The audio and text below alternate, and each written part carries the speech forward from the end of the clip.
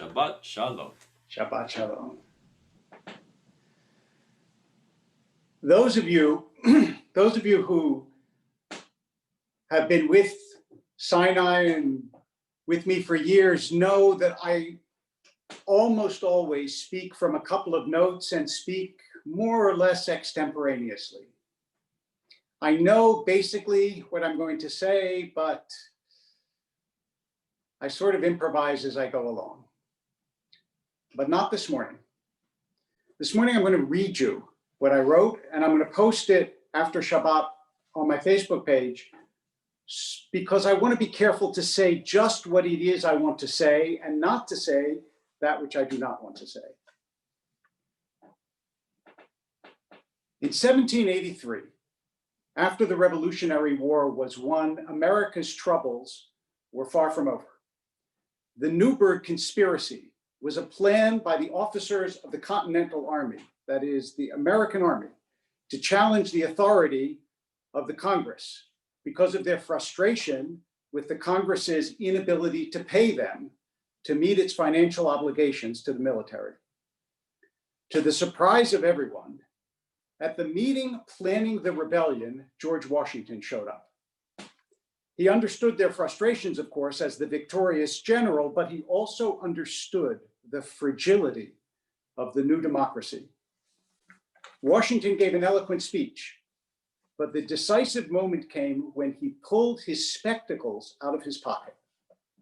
No one there had ever seen the monumental figure Washington wear what we would now call glasses.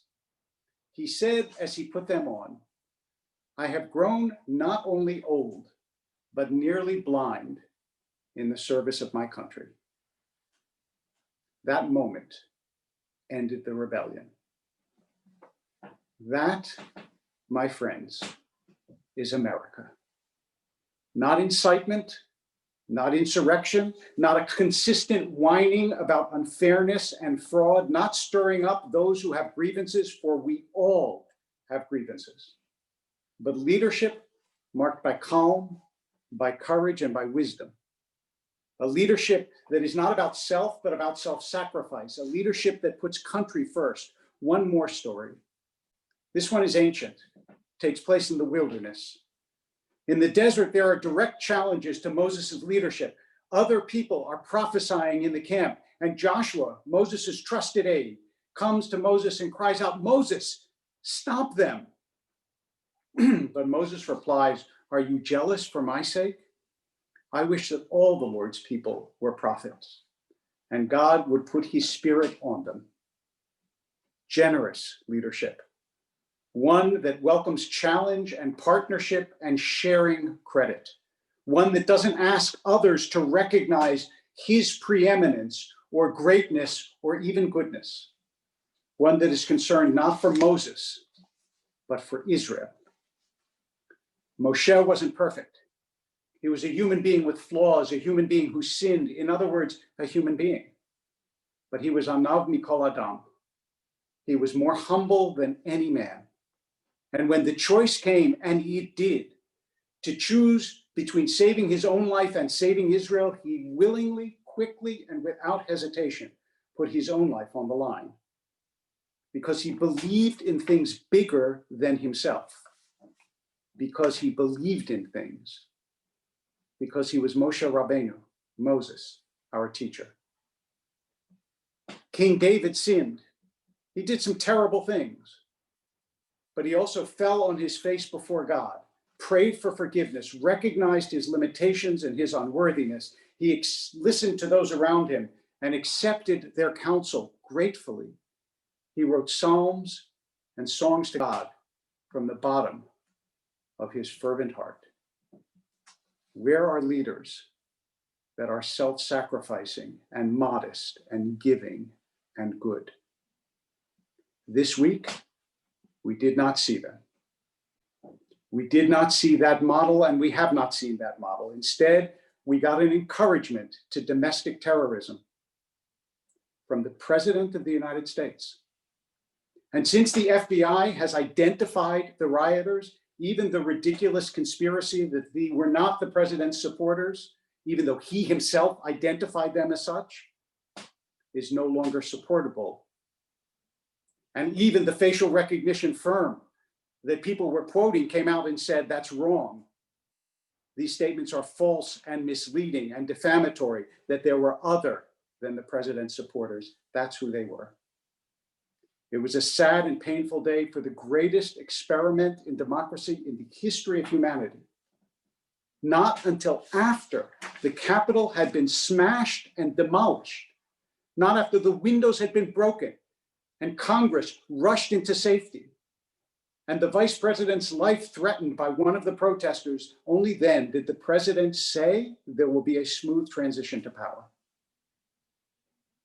When God told Moses he wouldn't get to lead the people into the land and he should put his hand on Joshua's head to show he would be their new leader, instead, Moses put both hands on Joshua's head to make sure the people would see that Joshua was their leader now.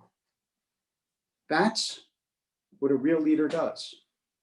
It is what every American president since 1869 has done by attending the inauguration of their successor until now.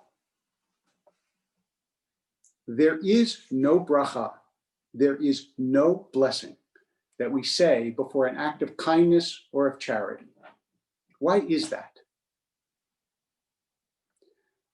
Why is there no blessing for acts of goodness or decency? According to Rabbi Baruch Epstein, the Baal Torah Tamima, it's because when you say a blessing, it singles you out as a Jew.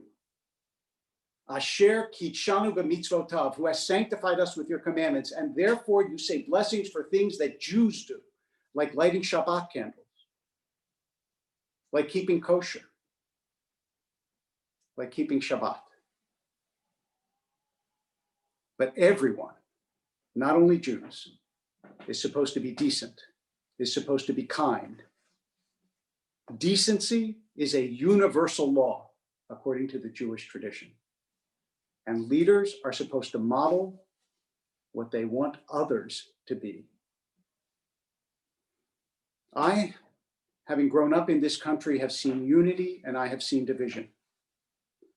I grew up in an America where there was an unreflective patriotism. Not that we believed everything was perfect, but we knew we had the resources, the will, and the character to make things better. I grew up in America where the world looked up to us. Even more important and more painful, where the world did not pity us. There were scandals, there were scoundrels, but no one elevated insults into strength or pretended that cruelty to one's opponent was necessary or believed that the United States of America was more about enemies than about amity. That hasn't been the experience of the past several years. Instead, we've had an endless, exhausting series of controversies culminating in the disgraceful spectacle of the last week. What has the Jewish tradition taught us about leadership? 4 things. 1, that a leader takes responsibility, not when things go right, when they go wrong. That's why Moses tells God he wants his fate to be the same as Israel's. 2, that a leader reaches across the divide to clasp the hand of those who oppose him, especially those who oppose him, understanding that division weakens us all. Lincoln famously included his bitterest rivals in his cabinet and even appointed the one man who continued to detest him, Samuel Chase, to be Chief Justice of the United States, as Moses praised other prophets in Israel. 3, that a leader governs by principle, not by provocation, that humiliation, insult, and unkindness are not occasions for glee, but a failure of character. And 4, that a leader has faith in the possibilities of the people whom he or she leads. Not some of the people, not only the people who agree with you or support you, but all the people, all of Israel stood at Sinai. That's the America I believe we can have. It could be under Republican leadership, it could be under Democratic leadership. It will not be an America in which we all agree. There will be vigorous fights in the past and in the future. There will be street protests and sometimes perhaps riots and illegitimate and awful destruction, as we have seen in the past and may see in the future. But we can be bound together by a conviction that we are a good nation and a kind nation, that we stand for something in this world beyond our own interest that makes us a beacon to a beleaguered world.